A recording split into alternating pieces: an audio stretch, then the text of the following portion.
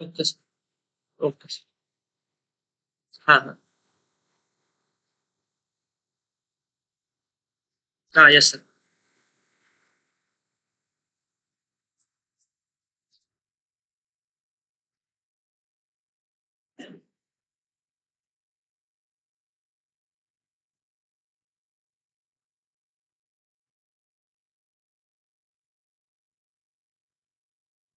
हाँ yes sir, वो दिख नहीं रहा है सर। डाउनलोड करने के बाद शायद आप दिखा रहे हैं।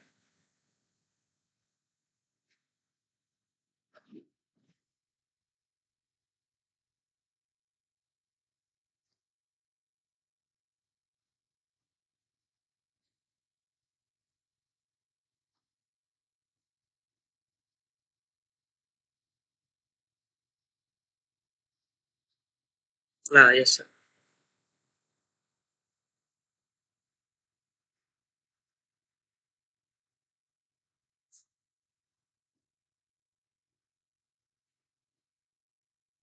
Okay, so our first unit is electrostatics, that is very important. हमारा इसमें इलेक्ट्रिक चार्जेस और इलेक्ट्रिक फ्लक्स, इलेक्ट्रिक पोटेंशियल, ये सारी बातें होगी इसमें, तो ये हमारे लिए बहुत ही इम्पोर्टेंट है। साथ लगभग इसमें से क्वेश्चन जो है ज़्यादा इसी टॉपिक से हमारा आ सकता है, इसी चैप्टर से। नेक्स्ट है हमारा करंट इलेक्ट्रिसिटी। करंट इलेक्ट्रिसिटी से हमारा जो क्वेश्चन बनेगा वो हमारा वी आई करेक्टरिस्टिक्स हो सकता है, electric energy and power, electric electric resistivity and connectivity से बन सकता है क्वेश्चन, किरचॉफ्स रूल और व्हीटस्टोन ब्रिज, पैरेलल सेल और सीरीज सेल, ये हमारा इंपॉर्टेंट है करंट इलेक्ट्रिसिटी में। Then magnetic effect of current and magnetism में हमारा वायट सेवर्ट्स ला है। ये सारा एप्लीकेशन का जो है हमें फॉर्मूला याद रखना है और यूज कैसे करते हैं एम्पियर्स ला को, ये सबको वो हमें इसमें जो इम्पोर्टेंट है। तो इसमें डायरेक्शन वाली जो बात आएगी, कैसे मैग्नेटिक फील्ड का डायरेक्शन लेते हैं, वो यहाँ पे हमें काम आएगा। तो ये बातें हमें इसमें याद रखनी है। तो इसमें हमारा क्वेश्चन जो बनेगा वो simple find the magnetic field से ही बनेगा और उसके डायरेक्शन से। तो इसके इसमें सब एम्पियर्स लॉ हो गए, वाइट सेवर्ट लॉ हो गए, लॉ और उसका हमें फॉर्मूला याद रखना है बस। डायपोल मोमेंट से भी क्वेश्चन बन सकता है हमारा। और उसके बाद इसमें हमारा कुछ एग्जाम्पल याद रखना है कि पैरामैग्नेटिज्म क्या है, हमारा फेरोमैग्नेटिज्म क्या है, कैसे टेम्परेचर से जो है मैग्नेटिक फील्ड जो है चेंज, मैग्नेटिक प्रॉपर्टी जो है चेंज करता है मटेरियल का। तो ये एक नंबर का क्वेश्चन, एक दो क्वेश्चन आ सकता है यहाँ से। Then electromagnetic index and alternative current. हाँ, इसमें जो है हमारा सबसे पहले तो इलेक्ट्रिक करंट और एसी और डीसी में हमें डिफरेंस यहाँ पे देखेगा, डिफरेंट डिफरेंट पेज पे हमारा जो है वैल्यू क्या होता है, रेसोनेंस कब होगा, हमारा एलसीआर सर्किट, ये सब सॉल्व करने आना चाहिए इसमें। तो इसमें से हमारा यहाँ से क्वेश्चन बन सकता है। तो ये भी टॉपिक हमारा इम्पोर्टेंट है। और इलेक्ट्रोमैग्नेटिक वेव जो है हमारा, इसमें लाइक इलेक्ट्रोमैग्नेटिक स्पेक्ट्रम हमें जरूरी है याद रखना। और इसमें कॉन्सेप्ट ऑफ डिस्प्लेसमेंट करेंट, ये इसमें से क्वेश्चन बहुत रेयरली है कि जो हमारा इसमें से क्वेश्चन बन सकता है। तो इलेक्ट्रोमैग्नेटिक वेव हमारा उतना ज्यादा ये इम्पोर्टेंट नहीं रखेगा। ऑप्टिक्स से जो है हमारा क्वेश्चन बनेगा, ऑप्टिक्स से बहुत क्वेश्चन बनेंगे हमारा। चाहे हमें सारे फार्मूला याद रखना है क्योंकि हम लोग थ्योरी में उतना जाएंगे नहीं। तो हाइजेनबर्ग प्रिंसिपल हमारा जो है, ये हमें सिर्फ इसका कॉन्सेप्ट समझना, हाइजेनबर्ग प्रिंसिपल क्या है, इसका थ्योरी। देन रिफ्लेक्शन और रिफ्रैक्शन का फार्मूला हमें याद रखना है, दोनों में, लेंस में और मिरर में। और देन उसके बाद जितने भी types of telescope optical instruments है उन सब का प्रिंसिपल क्या है, ये सब याद रखना। तो हमारा थ्योरी जो है बहुत इसमें जो है मायने रखेगा। और फिर उसके बाद हम लोग इमेज कहाँ फॉर्मेशन होगा, रियल इमेज होगा, वर्चुअल इमेज होगा, तो ये सब जो है कैलकुलेट करने आना चाहिए। और देन उसके बाद डबल स्लिट एक्सपेरिमेंट जो है हमारा यंग्स का, वो भी हमारा जो है यहाँ पे इम्पोर्टेंट हो जाएगा। तो वहां से हमें जो है सेंट्रल मैक्सिमा सेंट्रल मिनिमा जो है निकालने के आता है कि कितने मैक्सिमा बनेंगे, कितने मिनिमा बनेंगे। तो बहुत चीजें जो है यहाँ पे इम्पोर्टेंट होगा। तो ऑप्टिक्स और इलेक्ट्रोस्टैटिक जो है हमारा जो है, और हमारा मैग्नेटिक, ये तीन पार्ट जो है हमारा इसमें बहुत इंपॉर्टेंट रखेगा। Then double nature and radiation, इसमें जो है हमारा वेव मैटर और पार्टिकल मैटर देखेंगे लाइट का, और फोटो इलेक्ट्रिक इफेक्ट से हमारा क्वेश्चन बन सकता है। देन उसके बाद हर्ट्ज एंड लिनार्ड्स ऑब्जर्वेशन जो हमारा था, फोटो आइंस्टीन का फोटो इलेक्ट्रिक इक्वेशन, तो यहाँ से भी हमारा क्वेश्चन जो है बन सकता है, ये भी हमारा इंपॉर्टेंट है। देन उसके बाद हमारा जब जाएंगे मॉडर्न फिजिक्स की तरफ अगले चैप्टर में, एटम्स एंड न्यूक्लियाई में, तो यहाँ पे जो है हमें रेडियस कैलकुलेट करने का, वेलोसिटी कैलकुलेट करने का, then energy of electron orbit में, हाइड्रोजन स्पेक्ट्रम हमारा यहाँ पे इंपॉर्टेंट है, तो हाइड्रोजन स्पेक्ट्रम की बात इसमें करेंगे, और बाइंडिंग एनर्जी हमारा क्या होता है, ये सब का सिर्फ हमें थ्योरेटिकली कॉन्सेप्ट याद रखना है यहाँ से, और इसमें से क्वेश्चन बनेगा हमारा, बट कंपेयर टू जो अभी पहले देखे थे हम लोग चैप्टर्स, उससे ज्यादा क्वेश्चन बनेंगे यहाँ पे मॉडर्न फिजिक्स में हमारा। बट सबसे हमारा मेन जो रहेगा इलेक्ट्रोस्टैटिक रहेगा, देन मैग्नेटिज्म रहेगा और ऑप्टिक्स रहेगा, देन हमारा जो फोर्थ इंपॉर्टेंट चैप्टर होगा वो एटम्स एंड न्यूक्लियाई होगा, देन फिफ्थ वाला जो हमारा होगा वो डबल नेचर वाला होगा, जिसमें हम लोग पार्टिकल नेचर और वेव नेचर की बात करेंगे, या डबल स्लिट के एक्सपेरिमेंट की बात करेंगे, तो ये 5 हमारा इंपॉर्टेंट है। देन इलेक्ट्रॉनिक डिवाइस हमारा पीएनपी और एनपी जंक्शन, ये भी हमारा इंपॉर्टेंट है, सेमीकंडक्टर, तो 6th नंबर पे या फिर 5th नंबर पे हम इसको रख सकते हैं, इन दोनों को। तो ये सारे जो हमारे क्या है इंपॉर्टेंट चैप्टर है।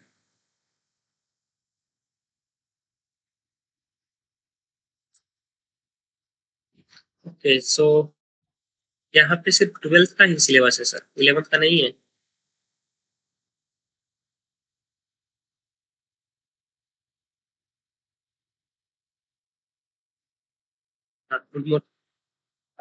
एक्चुअली ये यूजी में यूजी एंट्रेंस एग्जाम के लिए सिर्फ 12th का ही सिलेबस इन्होंने रखा है ना, 11th का नहीं रखा है। ओके, 11th का नहीं रखा है, चलो तो हम लोग सिर्फ 12th ही पढ़ेंगे, है ना। हाँ,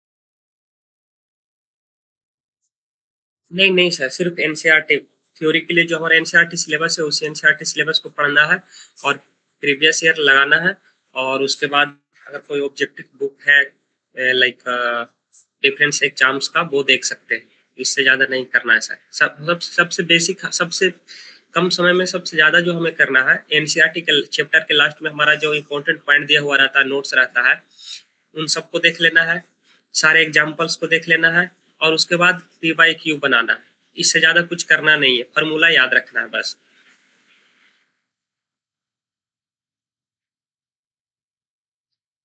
नहीं, बहुत इजी है, जेई मेंस और नीट से इजी है, उतना टफ नहीं आएगा सर।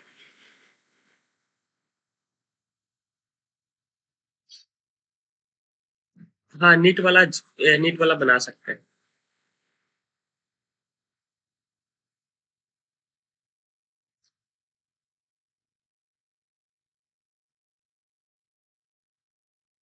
हाँ हाँ, इससे पूरा रिलेवेंट रहेगा, वो नीट लेवल तक का रहेगा सर जो हम लोग देंगे, और हमारा जो बनाएंगे ना वो लोग, हमारा जो क्वेश्चन सॉल्व करेंगे स्टूडेंट्स लोग, तो ये यूजी हमारा आराम से हो सकता है, उसमें कोई दिक्कत नहीं। और एनसीईआरटी का सारा प्रॉब्लम सॉल्व कर लेना चाहिए बच्चों को, न्यूमेरिकल जितना भी होगा चैप्टर।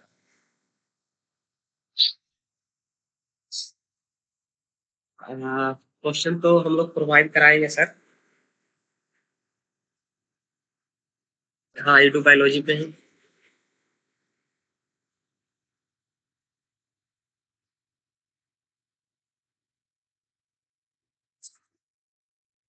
यूजी के लिए बच्चों को ज्यादा पर यूजी के लिए ज्यादा बच्चों को परेशान नहीं होना है सर, जो अभी पढ़े हैं और उसी को सारे नोट्स को रिवाइज करें और देन उसके बाद जो है अपना PYQ सॉल्व करें बस।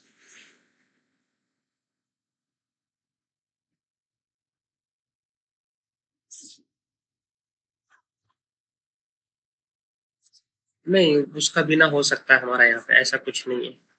और जो चीजें जरूरत पड़ेगी वहां पे बताया जाएगा बच्चों को कि हाँ 11th में ये पढ़ना था।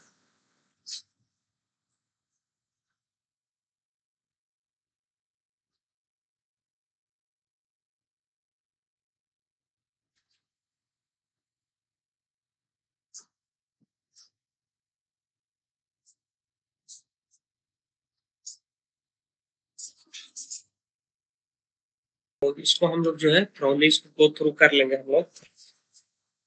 और देन हम लोग जो है इवनिंग वाला जो सेशन दूंगा आफ्टरनून वाला, उसमें जो हम लोग 12th का देखेंगे। तो 12th फिर अगले जो भी क्लासेस होंगी उसमें हम लोग 12th का ही देखेंगे, है ना।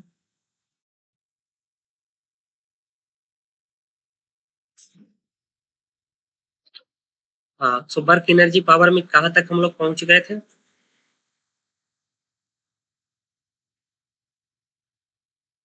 कुछ आइडिया है? वर्क एनर्जी पावर में हम लोग कहाँ तक डिस्कस कर लिए थे?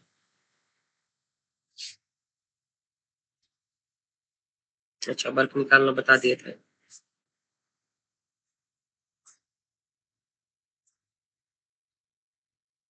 ओके, नेक्स्ट हमारा टॉपिक होगा कैलकुलेशन ऑफ वर्क डन। तो लिखो work done by constant force.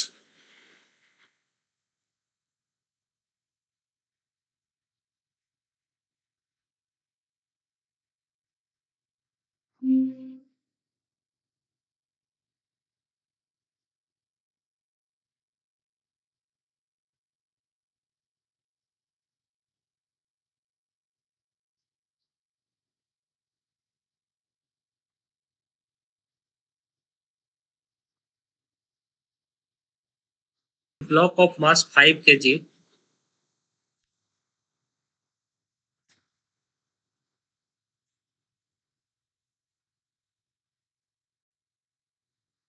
a block of mass 5 kg is being raised vertically upward.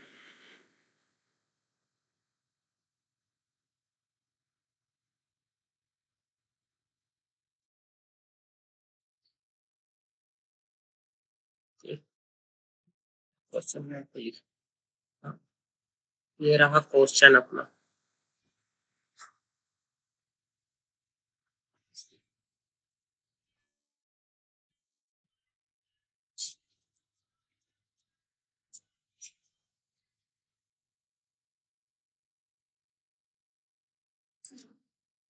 ये क्वेश्चन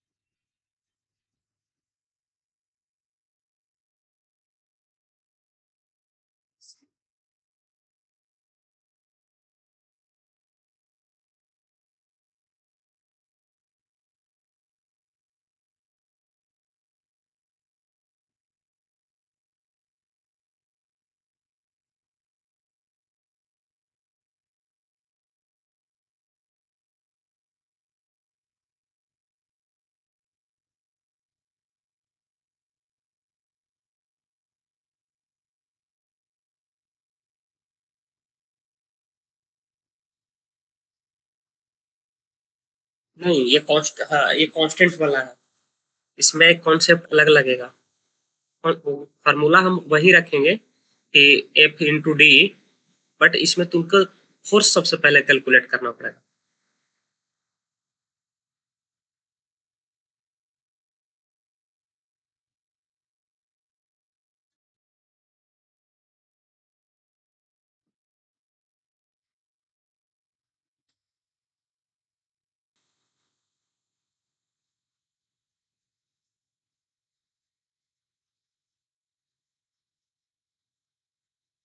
हाँ, ओके।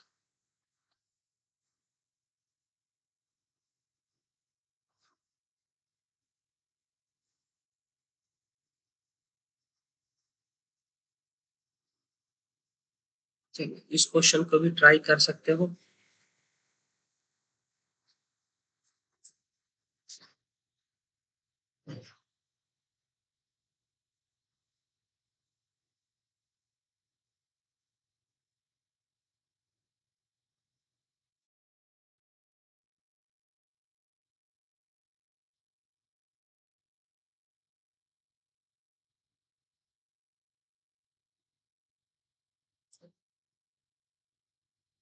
इस क्वेश्चन को भी ट्राई करो, दोनों डिस्कस करेंगे।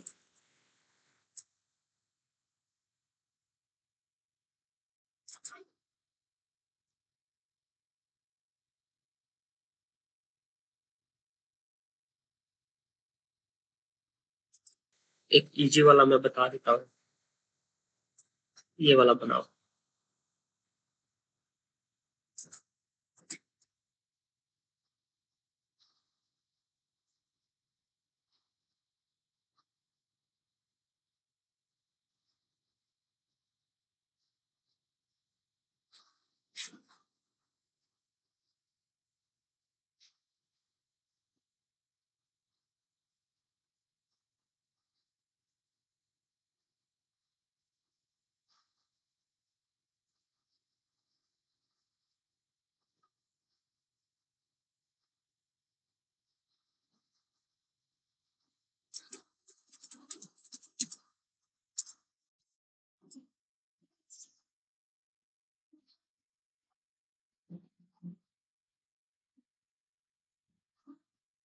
हो गया।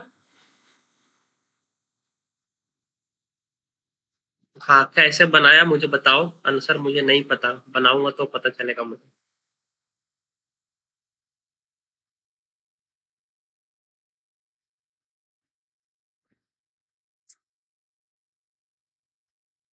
हम्म।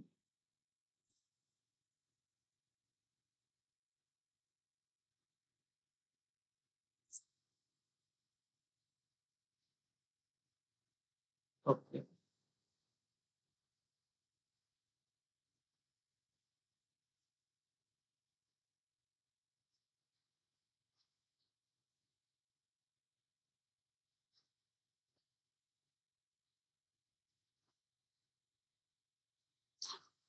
हाँ, देखो कि ये सही हो, लेकिन उसके अंदर ना एक टर्म लिखा हुआ है। जहाँ फोर्स है ना, उसके अंदर एक टर्म लिखा हुआ है, वो तुमको ध्यान देना पड़ेगा। इसीलिए तो ये क्वेश्चन सही हो जाता है, नहीं तो ये सिंपल हो जाता ना। कहता क्या है कि a lawn roller has pushed by a gardener, है ना, कोई जो है अपना गार्डनर जो कि गार्डन गार्डन में काम कर रहा है, तो रोलर को जो है पुश कर रहा है through a distance of 30 meter, है ना। तो यहाँ मान लिया जाए रोलर था, इसको जो है पुश करके 30 मीटर तक यहाँ तक लेकर चला गया।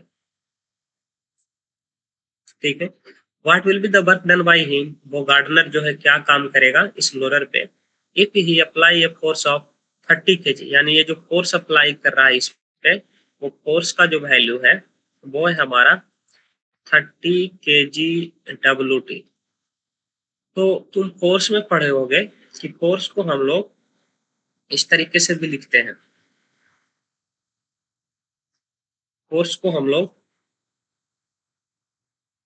1,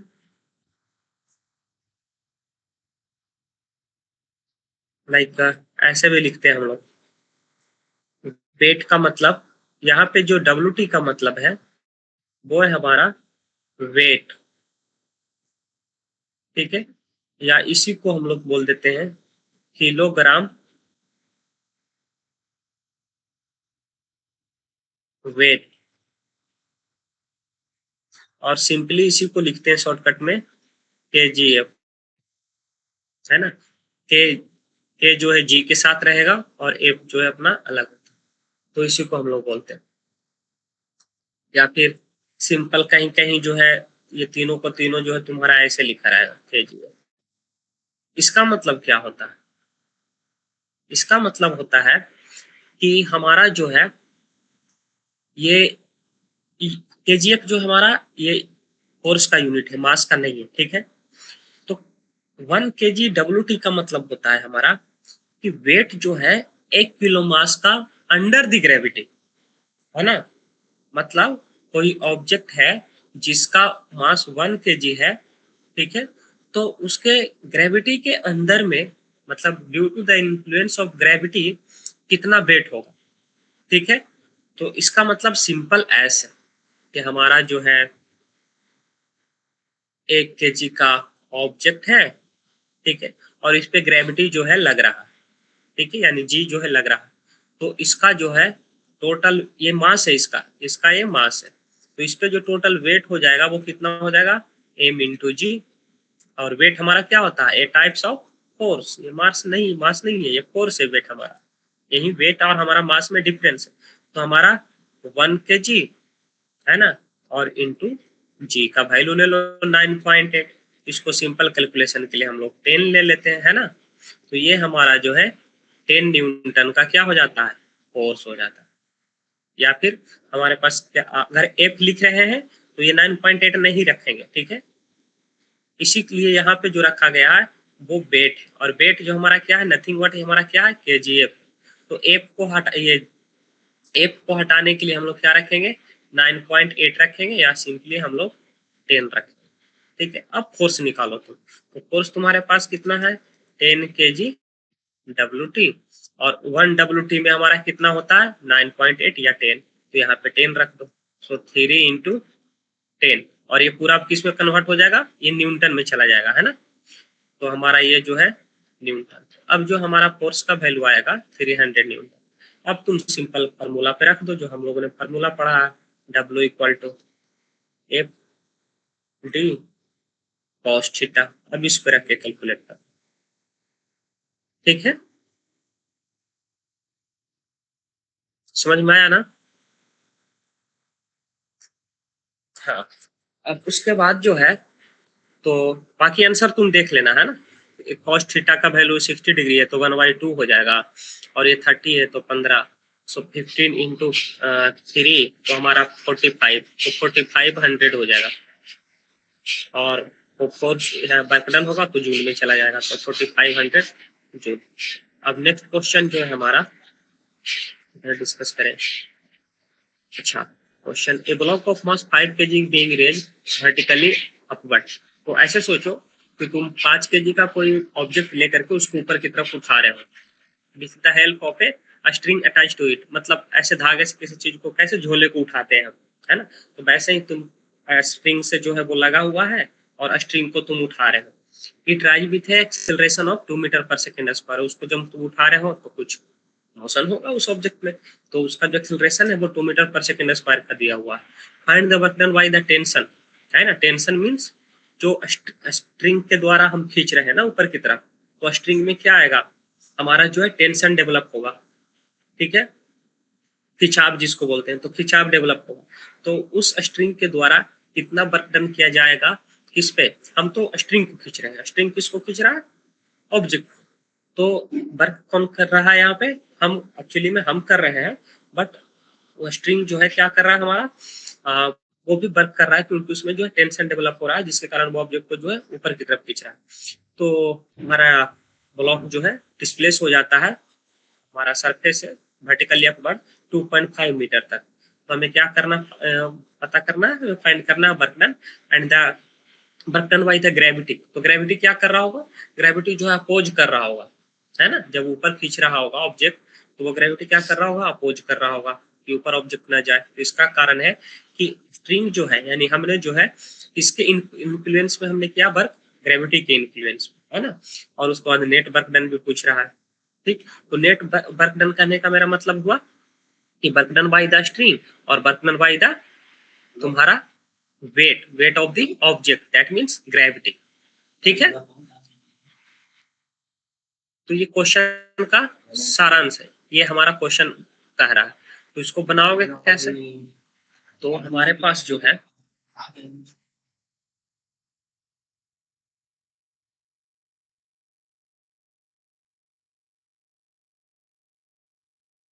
अब इसका सबसे पहले हम लोग एफपीडी बना लो, एफपीडी फोर्स बॉडी डायग्राम जो हमने समझाया है ना, ऐसे तो बनेगा कैसे? तो सबसे पहले तुम ऐसे सोचो कि तुम्हारे पास जो है कोई ऑब्जेक्ट है, ठीक है, जिसका मास m है, और तो इसके पे ग्रेविटी का फोर्स कितना लगेगा? mg। तो ये हमारा mg लग गया। अब तुम इसको जो ऊपर उठा रहे हो, मान लिया जाए इसमें जो स्ट्रिंग ऐसे लगा हुआ है और तुम इसको पकड़ के ऊपर खींच रहे हो, ठीक है, तो इसमें जो होगा क्या होगा? टेंशन डेवलप होगा। ठीक, तो टेंशन होगा तो तुम तो ऊपर खींचना चाहोगे इसको, और ऑब्जेक्ट जो है ग्रेविटी जो इसको नीचे खींचना चाहेगा। तो इस पे जो है टेंशन जहां ये पे जुड़ा हुआ है, एक तो ऊपर जाना चाहेगा, एक तरफ नीचे जाना चाहेगा। तो टेंशन जो हमारा डेवलप हो रहा है, तो टेंशन हमारा जो है ऊपर की तरफ खींच रहे हैं, तो ऊपर की तरफ हम कंसीडर कर रहे हैं।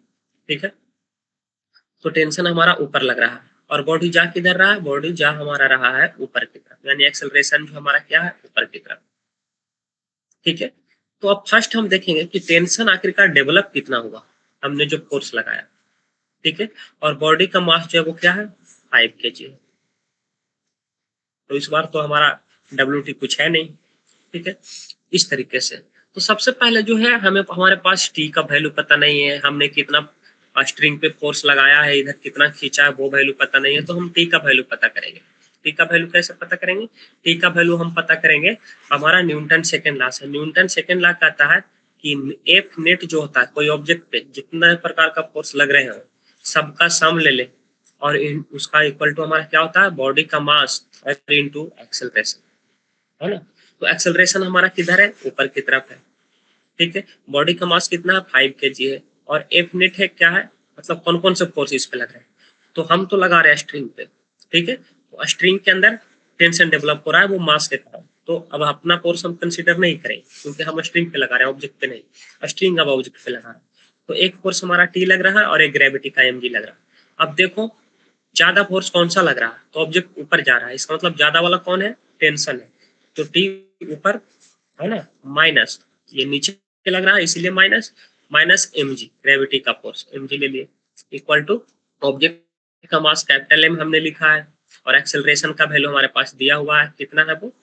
एक्सेलरेशन का वैल्यू हमारे पास 2 मीटर पर सेकेंड। अच्छा बाद में रखें, पहले ये सारा लिख। अब देखो यहाँ पे हमें टी का वैल्यू पता करना है, माइनस एम का वैल्यू हमारे पास कितना है? 5 × 10 रख लो सिंपल कैलकुलेशन के लिए, है ना। ये हो गया हमारे पास, और m का वैल्यू हमारे पास 5, वही ऑब्जेक्ट है, और इंटू 2 हो गया।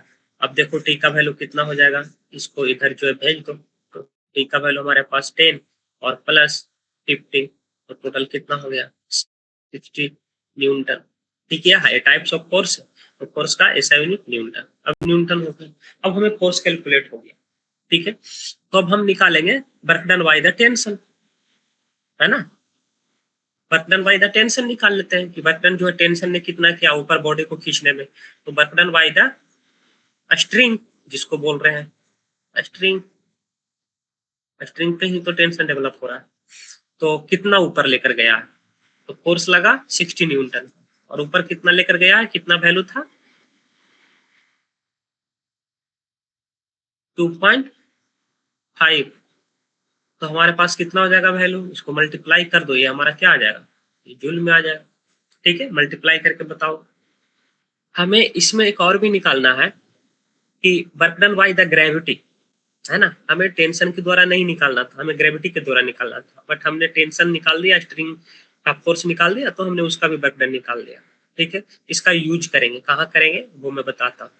ये निकालने के लिए नहीं दिया डायरेक्टली, इनडायरेक्टली दिया, क्योंकि हमारा जो है क्वेश्चन है ना net work done, net work done भी पूछ रहा है इसके लिए, इसलिए जितने भी फोर्स लग रहे हैं सबका वर्क डन निकालेंगे पहले। चलो, तो अब हमें निकालना है work done by the gravity. Work done by the gravity, या फिर mg जो कि नीचे लग रहा है, डाउनवर्ड लग रहा है। तो यहाँ पे देखो, so work done by the gravity हमारे पास क्या हो जाएगा, सिंपल हमारे पास हो जाएगा, हमारा ऑब्जेक्ट जो है वो जा रहा है ऊपर की तरफ, फोर्स लग रहा है mg नीचे की तरफ, है ना, यानी हमारा डिस्प्लेसमेंट ऊपर की तरफ, डिस्प्लेसमेंट ऊपर की तरफ और फोर्स नीचे की तरफ। तो यहाँ पे दोनों के बीच में क्या आ जाएगा, जब वर्क डन निकालेंगे तो माइनस आ जाएगा, पढ़े थे ना, माइनस आ जाएगा, 180 डिग्री एंगल बना रहा है ना, हाँ, तो माइनस एफ इंटू डी, और एफ का वैल्यू क्या होगा, तो ग्रेविटी के द्वारा फोर्स, तो वो माइनस एम जी और इंटू डी, और अब रख दो वैल्यू, -5 इंटू 10 इंटू डी का वैल्यू 2.5, ये कितना हो गया, हमारे पास जो है -1 टू मल्टीप्लाई करो, 125 हो गया, और इंटू 10 कितना,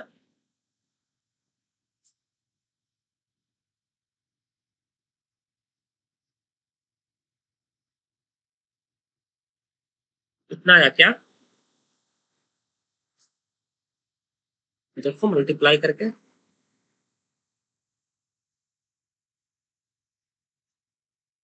ठीक है। तो अब जो है हमारा है net work done, net work done, है ना, सो नेट वर्क डन हम जब निकालेंगे तो नेट वर्क डन हमारा क्या हो जाएगा, work done by string plus work done by gravity, यानी कि mg, चलो mg लिख दो। तो वर्क डन बाई स्ट्रिंग कितना था हमारा, बताओ कितना आया था, मल्टीप्लाई किया ना,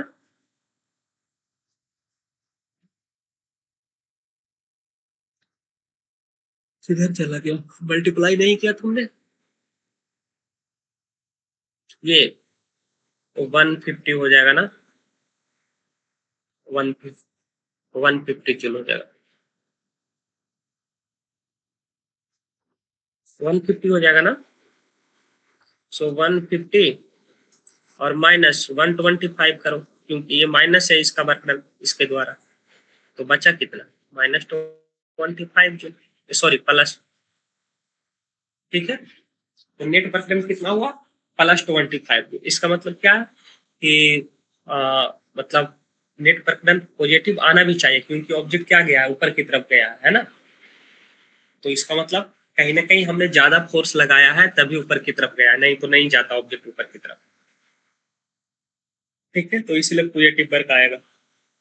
तो तुम अगर ऐसा ऑप्शन रहे तुम्हें ऐसा कुछ, तो देखो यहाँ से क्या समझेंगे, यहाँ से ये समझेंगे कि अगर ऐसा क्वेश्चन हमें दे और कोई ऑब्जेक्ट जो है ऊपर की तरफ जा रहा है या कोई ऑब्जेक्ट नीचे की तरफ जा रहा है, ठीक है, तो पहले ऊपर वाला केस लेते हैं, अगर कोई ऑब्जेक्ट ऊपर की तरफ जा रहा है और चार ऑप्शन हमें दिया है कि नेट वर्क डन क्या होगा, तो इतना तुम समझ जाओगे कि पॉजिटिव होगा, तो निगेटिव वाला आंसर हमारा और जो ऑप्शन रहेगा वो हमारा ऐसे ही कैंसिल हो जाएगा, है ना, तो ये सब ट्रिक है अपना। चलो अब जो है नेक्स्ट हम लोग देखेंगे,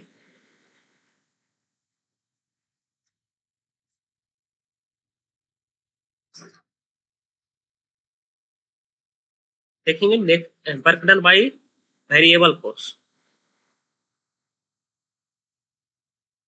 डन बाई वेरिएबल फोर्स,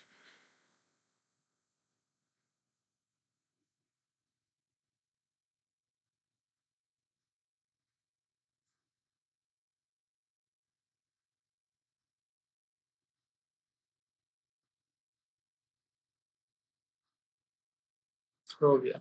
चलो तो इसमें क्वेश्चन जो है सबसे पहले इजी से लेते हैं। हाँ, अब इसमें क्या है ना कि हमारा जो है जरूरत पड़ेगा तुम्हें इंटीग्रेशन की, ठीक है, तो इसमें तुम्हें इंटीग्रेशन जो है आना चाहिए। तो मैं क्वेश्चन देता हूँ, सिंपल वाला पहले देखो, मैं ये अपना क्वेश्चन,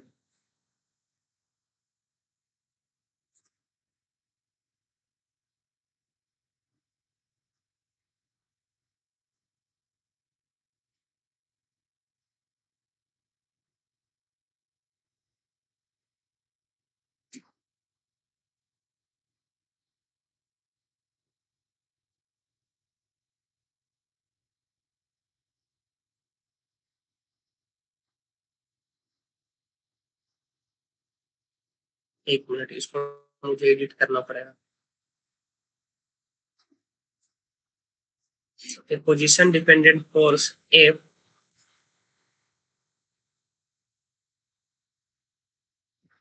इक्वल टू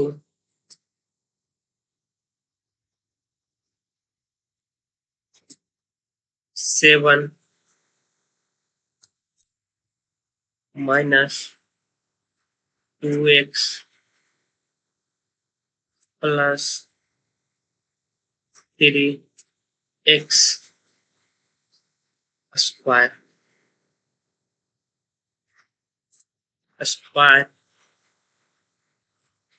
न्यूटन, है ना।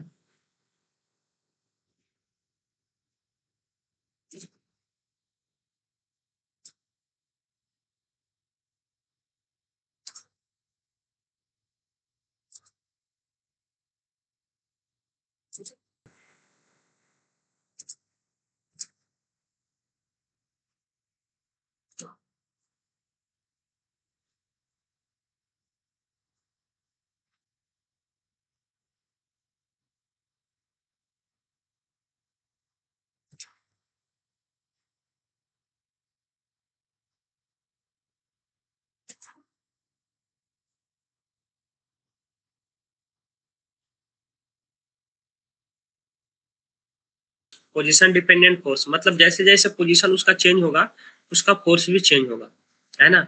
अभी क्या था कि ऊपर में जो दोनों क्वेश्चन लिए थे उसमें हमारा फोर्स जो है, हम जो फोर्स लगा रहे थे स्ट्रिंग पे और स्ट्रिंग फोर्स लगा रहा था ऑब्जेक्ट पे, वो कांस्टेंट था। वो 60 न्यूटन हमने कैलकुलेट किया तो वो 60 न्यूटन ही था, है ना। जो हमारा ग्रेविटी का फोर्स लगा रहा था वो कितना था, जो भी था mg जो था, ठीक है, तो वो उतना ही रहेगा क्योंकि जितना ऑब्जेक्ट का मास इंटू जी उतना ही रहेगा।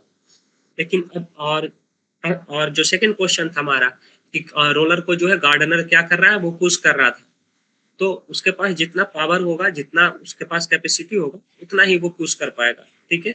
तो वो क्या है, वो सारे फोर्स कांस्टेंट है, वो बदल नहीं रहे थे। अब क्या है यहाँ पे कि हम कोई फोर्स लगा रहे हैं, ठीक है, तो हम अपने जगह पे है तो कुछ और फोर्स लगा रहे हैं 10 न्यूटन का। जैसे ही 2 कदम और चल लिए, ठीक है, तो हम ऑब्जेक्ट को और ज्यादा फोर्स लगा रहे हैं उस पर या कम फोर्स लगा रहे हैं। मतलब क्या, जैसे जैसे आगे बढ़ रहे हैं वैसे वैसे फोर्स या तो घट रहा है या बढ़ रहा है, ठीक है। तो वही बोल रहा है कि पोजीशन डिपेंडेंट फोर्स है ना, एक्स का फंक्शन है, देखो, है ना। मीन्स जैसे जैसे एक्स चेंज होगा वैसे वैसे एक्स क्या है यहाँ पे हमारा, एक्स हमारा पोजीशन की बात कर रहा है, डिस्प्लेसमेंट की बात कर रहा है। Act on A small body of mass 2 kg, 2 kg का कोई बॉडी है उस पे जो है ये फोर्स जो को लगता है। और डिस्प्लेसमेंट हो रहा है कहाँ से, ओरिजिन से मान लिया जाए 5 मीटर तक हो रहा है, यानी घर से 5 मीटर तक हम चले। घर हमारा क्या है, रेफरेंस पॉइंट है, ओरिजिन है। कैलकुलेट द वर्क डन, है ना, इन जूल मीन्स जूल तो होता ही हमारा ऐसा यूनिट, तो कोई दिक्कत नहीं। तो हमें कैलकुलेट करना है। तो हम क्या लगाएंगे इसमें कि वर्क डन बाई जो हमारा होता है,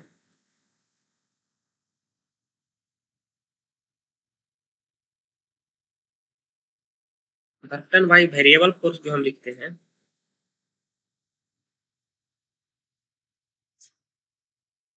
ठीक है। तो मैंने बताया था कि वर्क डन जो होता है बाई द वेरिएबल फोर्स जो हमारा होता है वो क्या करते हैं, इंटीग्रेट करते हैं जहां से ऑब्जेक्ट चला है रेफरेंस पॉइंट से लेकर के और मान लिया जाए एक्स तक, ठीक। और हमारा क्या होता है, force in dot D R. D R vector हमारा क्या बता रहा है, ये छोटा छोटा स्मॉल क्या बता रहा है हमारा, छोटा छोटा डिस्टेंस। मान लिया जाए ये हमारा ऑब्जेक्ट है, तो यहाँ से यहाँ तक जाने में अगर फोर्स चेंज हो रहा है तो यहाँ पे इसका जो है क्या होगा, बटन अलग होगा, यहाँ पे फोर्स अलग होगा। फोर्स अलग होगा मीन्स बटन अलग आएगा, यहाँ पे फोर्स अलग अलग होगा। मतलब हर एक उसका सेंटीमीटर मिलीमीटर पे क्या हो रहा है, फोर्स ही चेंज हो जा रहा है ना। तो इसका मतलब है कि हर एक डिस्प्लेसमेंट पे ये फोर्स चेंज हो रहा है, तो ये जो हमारा क्या हो जाएगा, डी आर लेंगे, मीन्स छोटा छोटा डिस्प्लेसमेंट लेंगे, क्योंकि जैसे ही थोड़ा सा भी आगे बढ़ जा रहे हैं फोर्स बदल जा रहा है। तो हर एक डिस्प्लेसमेंट पे इसके क्या कैलकुलेट करेंगे हम लोग, फोर्स पहले देखेंगे कि फोर्स कितना हुआ, तो ये फोर्स यहाँ पे डिस्प्लेसमेंट का वैल्यू रख के पहले फोर्स देखेंगे, ठीक है। फिर उस फोर्स से वो डिस्प्लेसमेंट का मल्टीप्लाई करेंगे, फिर उसके बाद अगेन प्लस, फिर जैसे ही थोड़ा सा आगे गया फिर उस डिस्प्लेसमेंट पे फिर फोर्स कैलकुलेट करेंगे, फिर डिस्प्लेसमेंट कैलकुलेट करके फिर वर्क निकालेंगे, फिर जो हम लोग प्लस करेंगे, फिर ऐसे ऐसे प्लस करते जाएंगे। तो उससे अच्छा क्या है कि डिफरेंशिएशन हमारा क्या बताता है, किसी भी चीज को टुकड़े में कर देता है। वैसे इंटीग्रेशन क्या है, सारे जो टुकड़े टुकड़े वाला पार्ट है हमारा सबको इंटीग्रेट कर देता है, सबको जो प्लस कर देता है, इसलिए हम लोग इंटीग्रेशन लगा रहे हैं। तो जो अभी छोटा छोटा जो टुकड़ा रहा था, हर एक पॉइंट पे अलग अलग डिस्प्लेसमेंट पे अलग अलग फोर्स, देन अलग अलग वर्क, सबको प्लस कर रहे थे। तो इंटीग्रेशन क्या करेगा, सबको अपने में समा। अब क्या है यहाँ पे हमारा x के ही डायरेक्शन में, तो सिर्फ और सिर्फ हम x का लिए वेरिएबल, मान लीजिए जब y में भी जाता तो y का भी हम लोग लोअर लिमिट और अपर लिमिट रखते हैं। इसको बोलते हैं लोअर लिमिट और इसको बोलते हैं अपर लिमिट। लोअर लिमिट हमारा होता है जहां से स्टार्टिंग होता है, अपर लिमिट हमारा होता है जहां पे एंड होता है, यानी फाइनल वैल्यू, और ये हमारा इनिशियल वैल्यू। ठीक है, तो हम ये फॉर्मूला को क्या करेंगे, यूज करेंगे। तो अब यूज करो, यहाँ पे सिंपल हम लोग को रखना है कि हमारा जो है इंटीग्रेशन x कहाँ से जा रहा है, x 0 से लेकर के हमारा यहाँ जा रहा है 5 तक, यानी कि हमारा जो है ऑब्जेक्ट जो है यहाँ से जो है कहाँ तक जा रहा है, x के डायरेक्शन में 5 मीटर तक जा रहा है। यहाँ पे ओरिजिन पे हमारा x इक्वल टू 0 और x इक्वल टू 5। ठीक है, तो यानी कि 0 और ये 5 हमारा हो गया लोअर लिमिट और upper limit, initial value final value. f का वैल्यू हमारे पास कितना आ जाएगा, अब देखो यहाँ पे तुम अपने अनुसार इसको सजा के भी लिख सकते हो। जैसे यहाँ पे f का वैल्यू जो हमारे पास गिवन है वो 7 minus 2x plus 3x square, तुम इसको जो है ऐसे भी लिख सकते हो 3x स्क्वायर, इसके आगे प्लस है तो यहाँ पे प्लस हमारा हो गया, जो कि हम कुछ नहीं लिख रहे हैं, माइनस 2x प्लस 7, ऐसे भी लिख सकते हो, या सिंपल यहाँ पे इसको ऐसे रख दो। तो हम लोग पा जाते हैं, सबसे पहले बड़ा पावर वाला लिखते हैं सजा करके डिक्रीजिंग ऑर्डर में इस तरीके से। ठीक है, और इंटू डी आर। अच्छा, तो डी आर, तो ये डॉट है हमारा, डॉट प्रोडक्ट लेंगे। तो हम क्या देख रहे हैं कि फोर्स भी हमारा एक्स के डायरेक्शन में ही लग रहा है, ये देखो है ना, इसमें एक्स वेरिएबल है, और dot D R, D R जो हमारा वो भी क्या लग रहा है हमारा एक्स के ही डायरेक्शन में, क्योंकि एक्स जो हमारा 0 से 5 की तरफ जा रहा है। तो इसका मतलब है फोर्स भी हमारा इस डायरेक्शन में लग रहा है और हमारा डिस्प्लेसमेंट इस डायरेक्शन में लग रहा है, यानी थीटा का वैल्यू हमारे पास क्या है, 0 डिग्री। यानी कि यहाँ पे cos थीटा जो हमारा जो है वो 0 डिग्री की वैल्यू क्या हो जाएगा, 1 हो जाएगा। इसीलिए डायरेक्टली हम लोग इसको क्या लिखेंगे, डॉट अब नहीं लिख करके हम डायरेक्टली डी आर का लिख देंगे, जो कि हमारा डी आर क्या हो जाएगा, डी एक्स हो जाएगा। यहाँ डिस्प्लेसमेंट आर हमने जो है लिया है वो आर किसी भी हमारा डायरेक्शन, तो यहाँ एक्स का डायरेक्शन है तो हम लोगों ने एक्स दे दिया। समझ में आया? हाँ, तो सिंपल है हमारा। तुम ये सोचो कि मान लिया जाए फोर्स का तुम्हारा इस तरीके से होता, फोर्स जो है तुम्हारा ये होता कि फोर्स जो हमारा 7 प्लस 3 स्क्वायर, और ऑब्जेक्ट जो है x इक्वल टू 2 मीटर से x इक्वल टू 5 मीटर तक जा रहा है, तो बताओ वर्क डन क्या होगा, तो बताओ वर्क डन क्या होता। वर्क डन सिंपल है ना, कि हमारा ऑब्जेक्ट जो है जा तो रहा है एक्स के डायरेक्शन में 2 मीटर से लेकर 5 मीटर, लेकिन फोर्स किधर लग रहा है, वाई के डायरेक्शन में, यानी ऊपर की तरफ, यानी दोनों के बीच का एंगल 90 डिग्री। तो cos 90 डिग्री क्या होता है, 0 हो जाता है। तो यहाँ पे cos 90 क्या हो जाएगा, 0 हो जाएगा। तो यानी कि cos 90 डिग्री जब मल्टीप्लाई होगा f इंटू डी में, वो तो 0 इंटू 0 हमारा क्या हो जाएगा, वर्क डन 0 हो जाएगा। यानी कि इसको एक लाइन में और लिखूं, इस तरीके से लिख सकते। समझ में आया जीरो कैसे हुआ?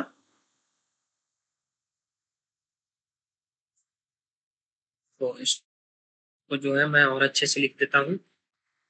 तो ये जो है हमारा हो गया 0 से 5, और एफ का मैग्नीट्यूड, यहाँ डी आर की जगह पे डी एक्स का मैग्नीट्यूड हमारा हो जाएगा।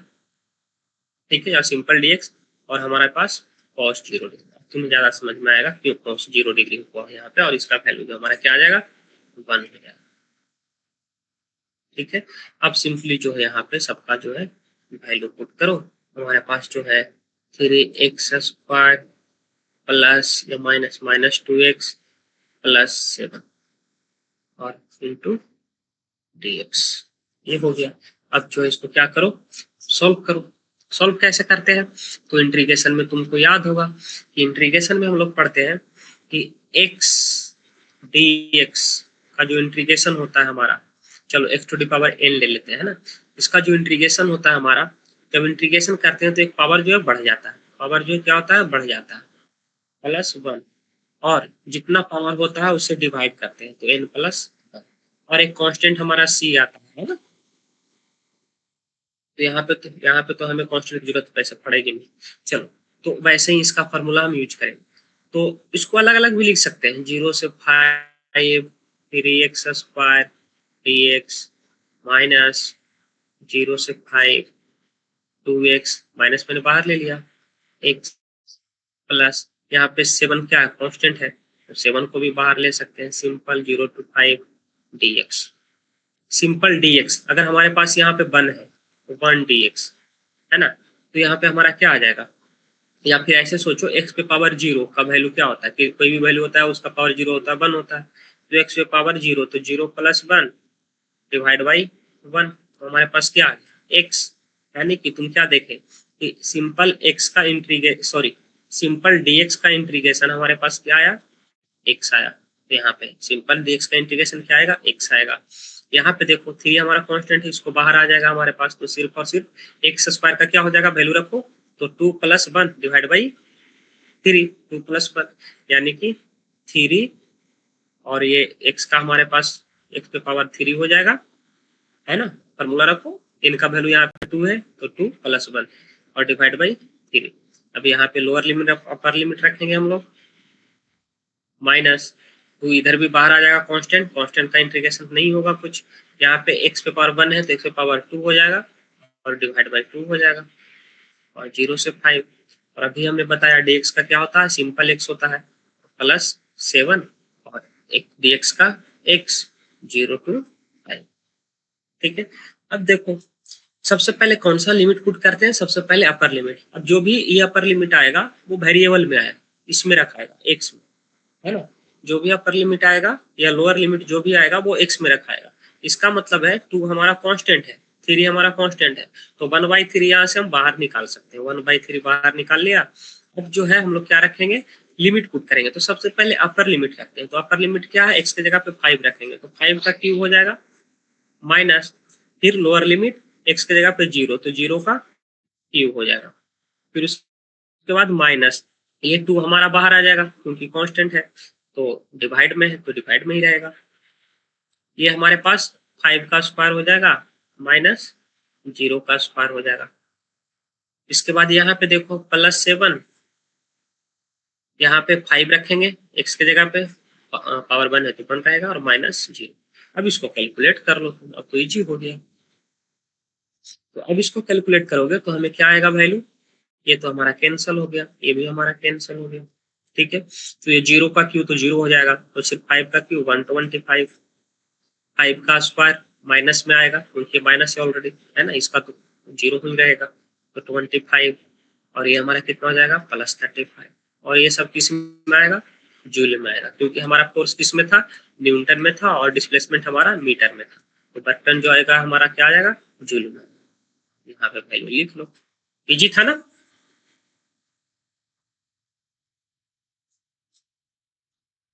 ठीक है, तो सिंपल कैलकुलेशन, 125 में से 25 गया तो 100, और 100 में 35 जोड़ दिए तो 135। तो सेकंड वाला ट्राई करोगे क्या।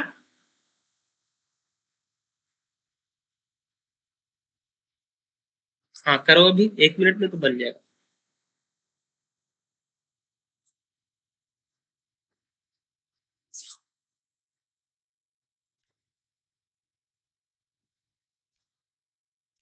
हाँ दिखाता हूँ।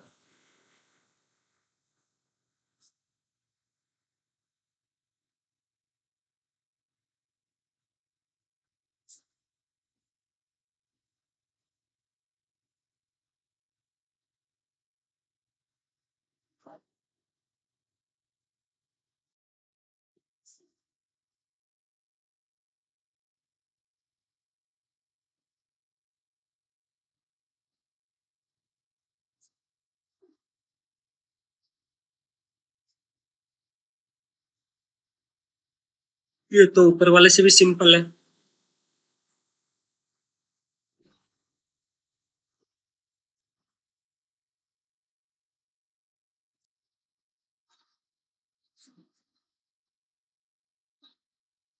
तो वो तो मुझे बना के देखना पड़ेगा ना, मैं ऐसे कैसे बता दूं?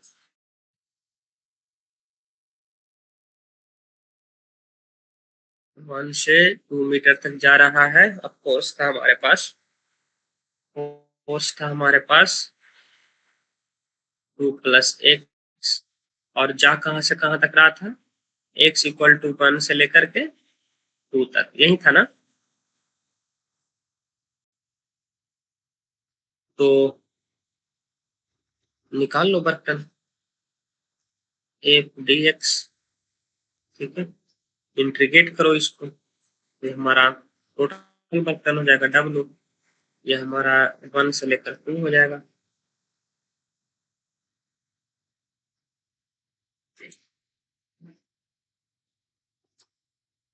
तो यहाँ पे 2 का इंटीग्रेशन dx के साथ क्या हो जाएगा?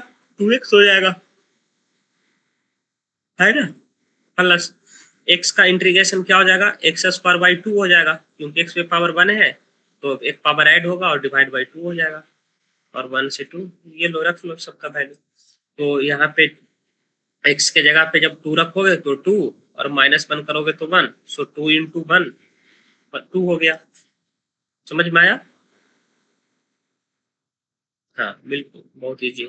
प्लस देखो यहाँ पे 2 यहाँ पे रखोगे तो 2 का स्क्वायर 4, और 1 रखोगे तो 1 का स्क्वायर 1, सो 4 माइनस 1 3, तो 3/2 कितना आ गया? 7/2, है ना? 3.5 जूल।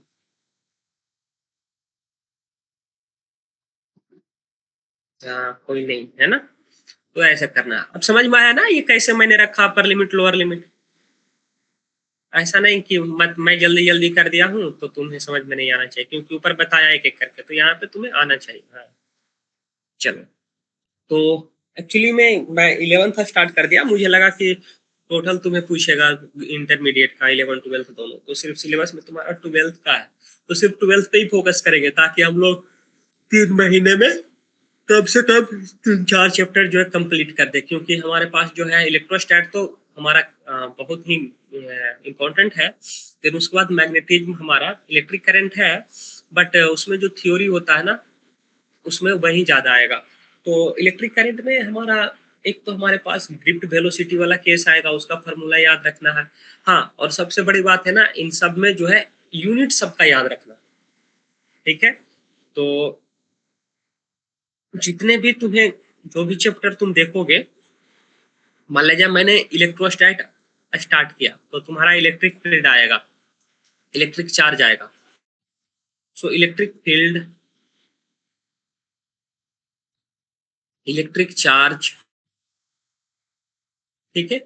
तो तुम सबसे पहले इन सब का डिफिनीशन याद रखना। डिफिनीशन, डिफिनीशन लिखने वाला डिफिनीशन नहीं कि वो जो बोर्ड में लिखते हैं वैसे नहीं, तुमको कंसेप्ट पता होना चाहिए, इलेक्ट्रिक फील्ड होता क्या है और इलेक्ट्रिक चार्ज होता क्या है, डिफाइन कैसे करते हैं, ठीक है?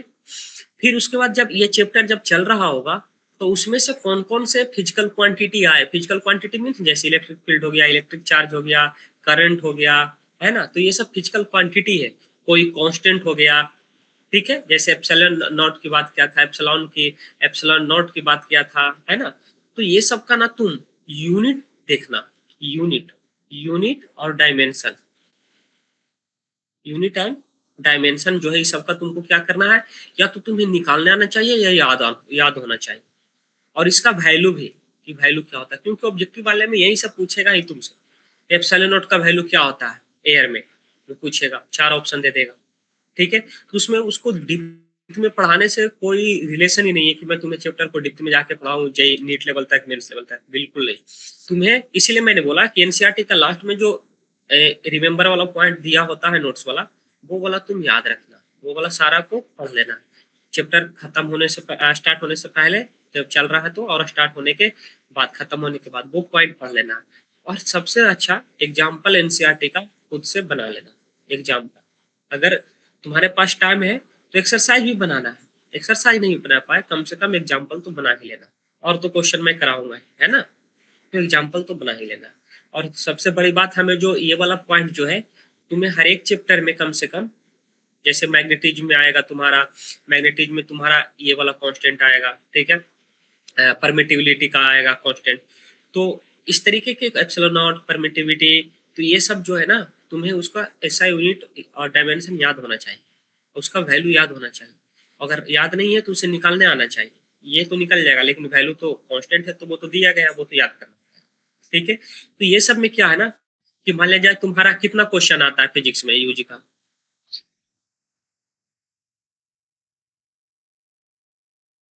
नहीं, कितना क्वेश्चन आता है वो मुझे बताओ।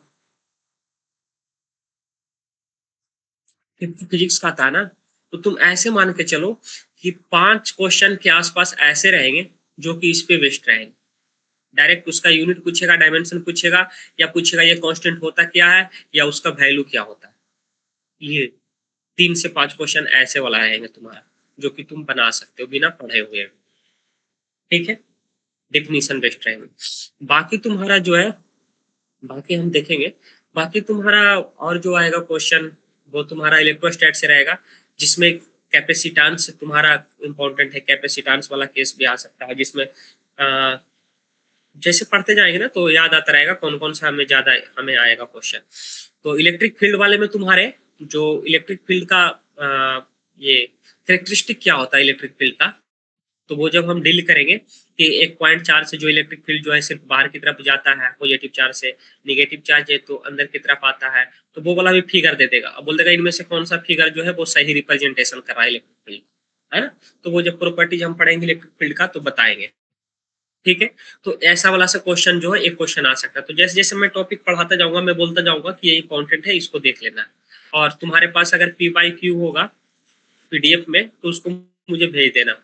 या फिर मान लीजिए मैं इलेक्ट्रिक फील्ड और इलेक्ट्रिक चार्ज बता रहा हूँ, तो उसका अगर पी बाई क्यू होगा तो उसका फोटो भेज देना मेरे को। ठीक है, ताकि जब पढ़ाऊँ मैं तो वही डिस्कस कर लूँ मैं कि इसका आंसर क्या होगा। ठीक है।